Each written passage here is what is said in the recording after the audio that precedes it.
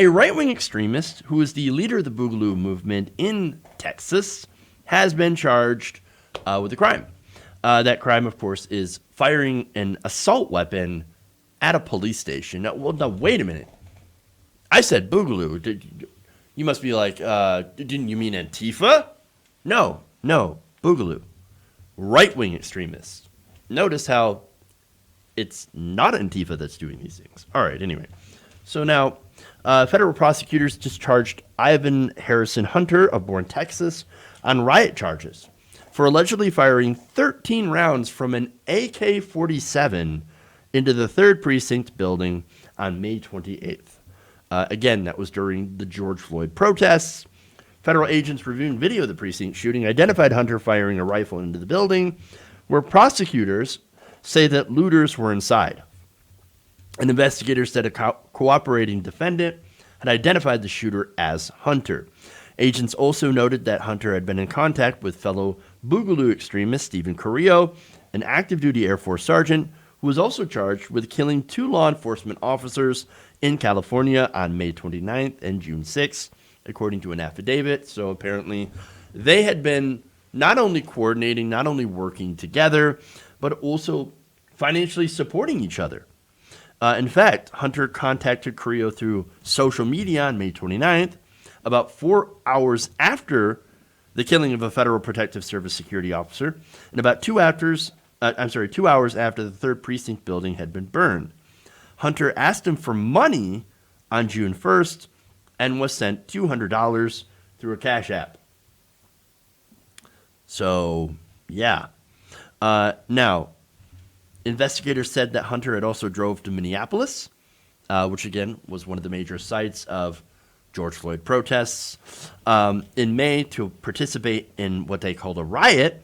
And they said on social media posts, describe his activities there and identifies himself as the leader of the Boogaloo Boys in South Texas. So, all right. These people are dangerous. So let me just point that out. I think you get it, but they are dangerous. And what they want is they're right-wing extremists that want a civil war. They want to they want to start a civil war. And they want to do so based on race. And so they'll go into protests, for example, George Floyd protests, and try to incite rioting. So this is what I point to when I say that, hey, a lot of the violence is not started by the protesters to begin with. There are right-wing infiltrators, there are provocateurs that go in and they do this, they try to incite, and they do so with violence.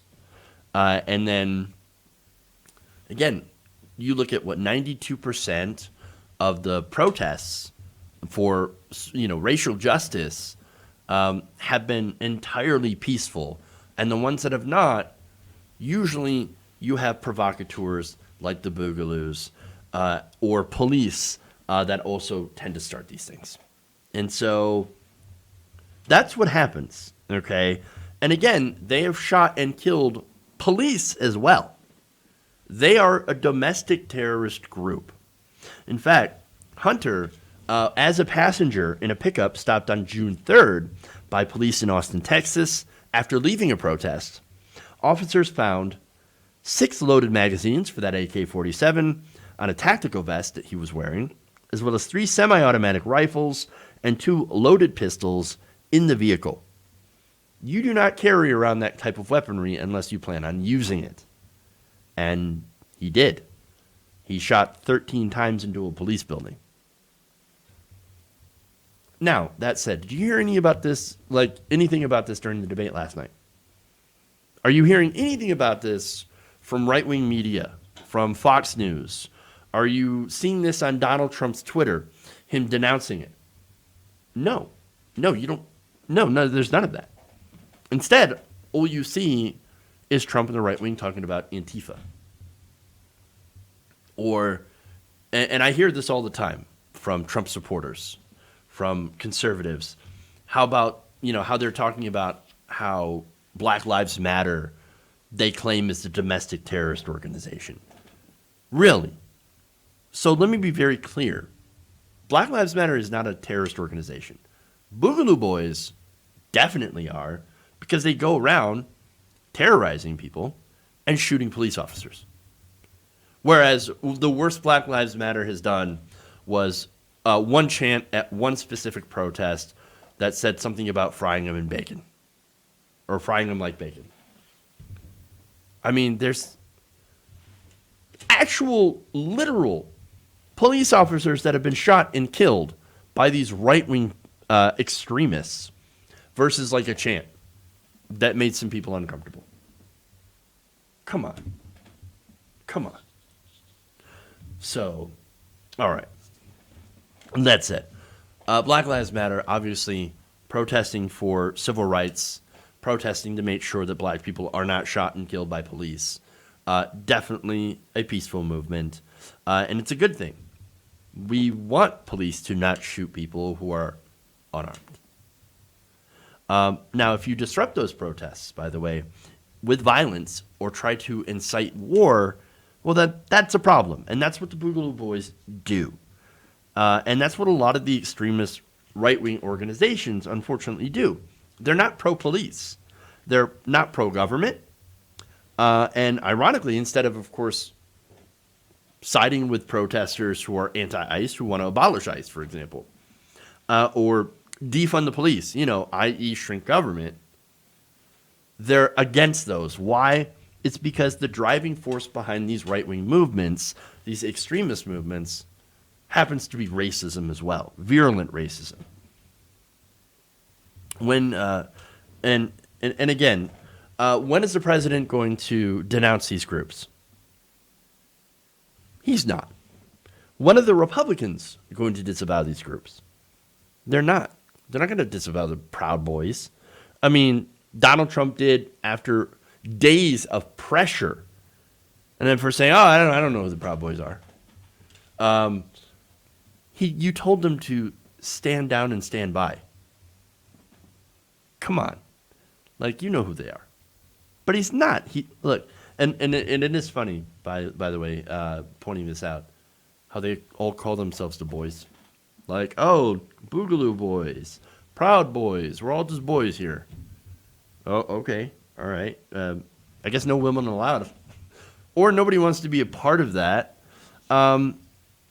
Maybe worse, these people are a bunch of incels that got radicalized by conservative propaganda. If so, I just do kind of feel bad for them a little bit.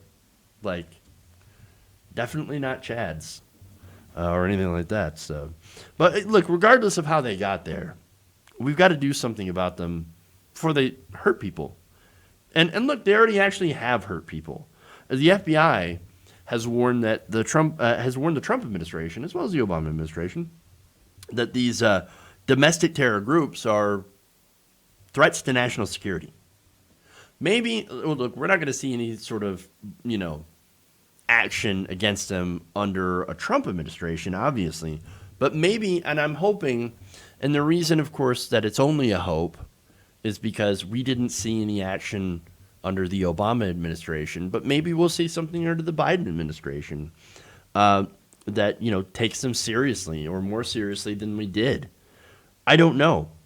But regardless, these people are here, and they do intend to cause harm, and they have caused harm, and are perfectly capable of doing so. They're well armed, and we need to have a government that is willing to stand up to these ultra right-wing groups and protect the American people, protect protesters, protect the First Amendment, their First Amendment rights to protest, without having these people come in and cause harm. If you enjoyed this video, please give us a like and share with your friends. You can subscribe and help out the channel by becoming a patron. It's patreon.com/Jeff Waldorf, or you can become a channel member as well by hitting the join button below.